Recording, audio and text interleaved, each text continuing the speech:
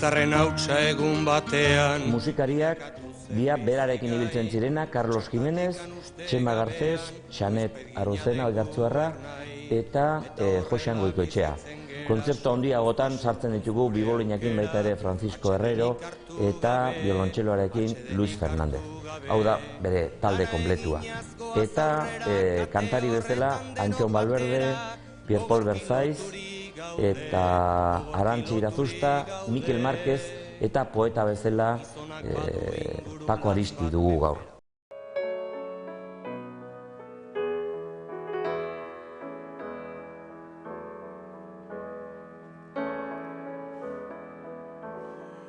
Garaziko herria benedika dadila, Garaziko herria benedika dadila, Euskarari eman dio behar zoien tornoia, Euskarari eman dio behar zoien tornoia. Txikitatik ezagutzen dut, 12-13 urtekin ja elkarri ezagutzen genuen. Eta, ordu ezkerozik, kasik etengabe, beti elkar hartu emanak ditugu. Hasieran ez kantagintzakoak, eta gero, 73 aurrera edo, gutxi gara bera, bai, elkarrekin kantatzen hasi ginen. Hemengo abeslarietarik ezagutu dutan gehienetarik bat, kasualitate izan da, nola bera etorri zen pastoral baten ikustera, eta genero hori zuen hasik hainbat ezagutzen eta gertatu zen gure herrian. Eta geroztik beti harremana atxiki dugu biok. Nik Xabier ezagutu nuen, Neronek eman nuen kantaldi batean, Victoria Eugenian eman genuen kantaldi bat, nik uste 80. hamarkadan hasi erantzela, lehendabiziko disko atera nueneko hartan, eta Xabier etorri zen ikustera.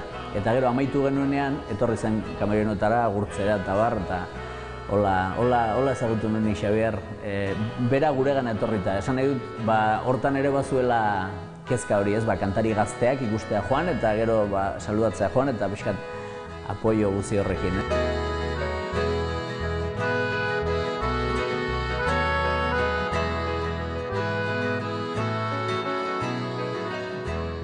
Batzuetan entzun dut hemen gizona tristea zela, eta nik ez dut inoiz etxaman Xabier tristea zela, bere kantuetan agian sortzen zuen alako melankolia bat, nik ez dut konfunditzen melankolia eta tristezia. Gauza desberdina dira, sentimentuaren azpimaratzeko bazuen talentu handia. Begiratzen dut gizon alai baten eta zentzu handiko adimeneko gizon baten horitzapen beroa. Ni naiz erreka zikinen iturri garbiak, aurkitu nahi dituen poeta tristea. Batzuetan, adiskide bat edo maite dugun pertsona bat ihes joalarik edo galtzen dugularik, pentsatzen dugu handiena zela eta beti hola mintzagira. Nik ez dut hola mintzatuko, baina eta ezin dugu pentsatu eta Xabier txikia zela asko gauzak jarri ditu. Eta bere poesiak alor asko erabili ditu, bai batzuetan militantismoaren alorra, batzuetan ere hainbeste sentimentuaren eta hildoa edo gaia, eta horregatik nire ustez badago besterik, beharrik gure herria txikia izanagatik sortzen da beharrik poesia eta gauza asko. Gian behar banu erabaki edo zerbait hartu, pesazutaren poesia universala izan dela, eta ebenko poeta edo artisten artean agian universalenetarik bat.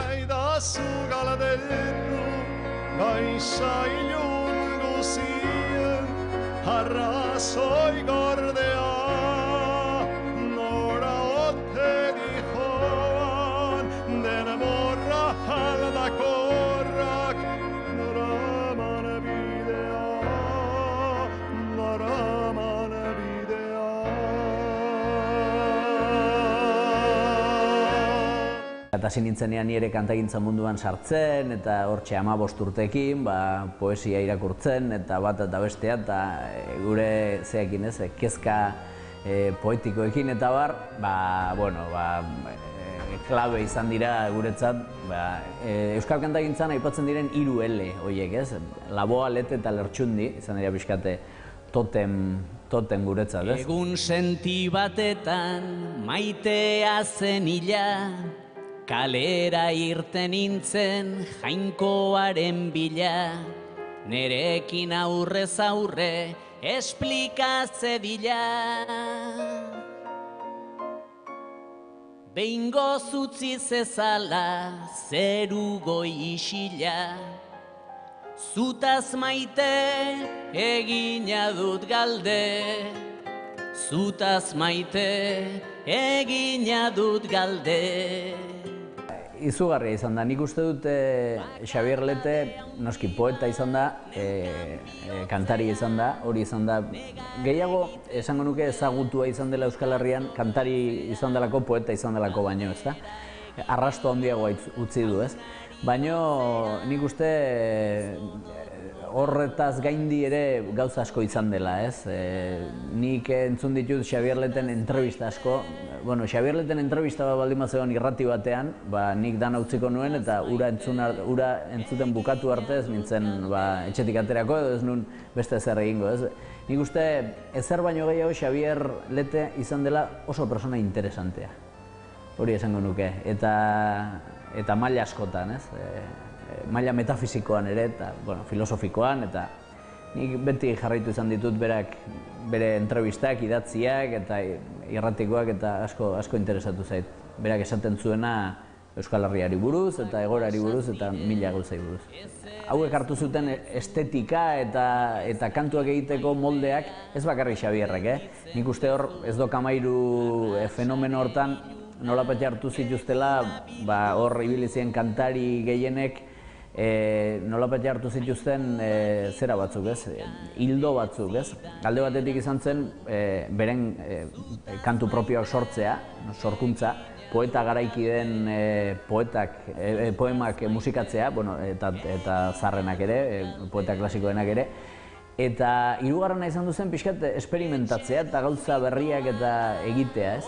Eta guk ere nolapate ondoren etorri garenok jarraitu dugu bai Xabierren, eta bai Benitoen, eta bai pixkat Laboaren, eta beste batzuen bide hori, ez? Esan nahi dut, zuk begiratzen baduzu Euskal Herritik kanpora kantautoreek egiten dituzte kantautoreen gauzak. Eta ez dute kantu tradizionala lantzen, esango genuke, ez? Eta kantu tradizionala lantzen duen kantaria normalean ez da kantautorea, ez? Kantu sefardiak eta ezaki nolakoak eta lantzen ditu, ez? Guk hemen, denok, ondoren etorri garen kantautore edo kantari edo kantugile guztiok, nire generaziokoek eta pixkat lehenagokoek eta Ruperrek eta bar, ez? Landu izan ditugu bi bideak, ez? Alde batetik sorkuntzarena, poemak musikatu, norbere kantuak egin, eta bestetik kantu tradizionala landu eta eguneratu, ez? Eta hori nik uste hauen eskola izan dela. Bere gauzik importantiena nik esango nuke, bere poesia egintza dela. Kantagintza baino gehiago. Kantagintzaz baliatu zen, jendeari ezagutarazteko bere obrak eta beriak eta besterenak ere bai batzuetan, baina nik azpimarratuko nuke poeta bezala. Eternitatearen bila abiatu nintzen mundurat jaio orduko, eta bularra handi bat aurkitu nuen begien aurrean. Neure burua baina handiagoa, hura izan zen hilabete askotan nire bizitzaren zentzua.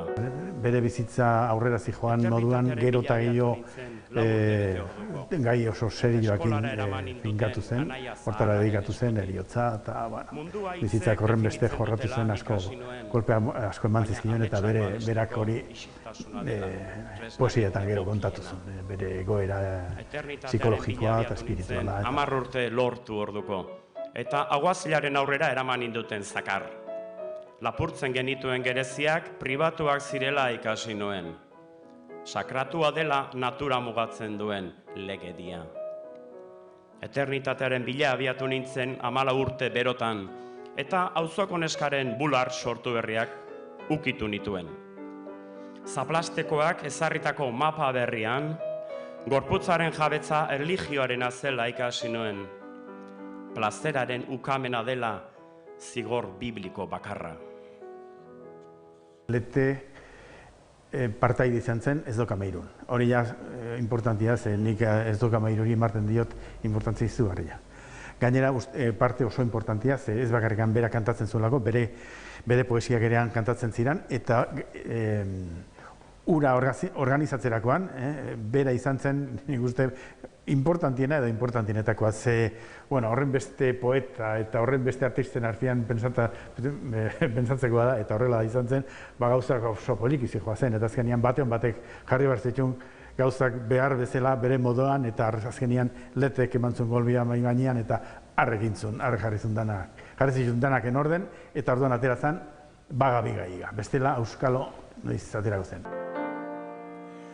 Egunak eta gauak, udatan neguak, etxipen... Ni jende horriak kantatzeko ez naiz oso ausarta izan sekulan. Eta berarekin oholtzera ateratzen ginean, ni babestuta sentitzen nintzen, eta lasai arraio kantatzen duen. Bueno, lasai arraio gauzak izateko era bada, baina behintzat ateratzen nintzen gustora. Eta nola pentsatzen nun baitaren nik ere berari laguntza, musikaletikan laguntza ematen niola, oso ondo moldatzen ginen. Eragina handia bai, kantatzeko bai, gero estiluan eta ez dut uste, ez berak nerei eta ez nik berari. Nik uste berak sortutako musikak eta nik egindakoak, bueno, ez dira oso diferentiak. Eta ez dira oso diferentiak lehen horrela zirelako, ez elkarrekin ibili garako. Hortan nik uste eragina handirik ez duela. Urruneko hiriak, lurralde hobeak, musika eder baten azken akordeak, maitasunezko hitzak barruan gordeak. Etorriko da zure soa zeriotza, gorlo gabe aladura zarren gisa,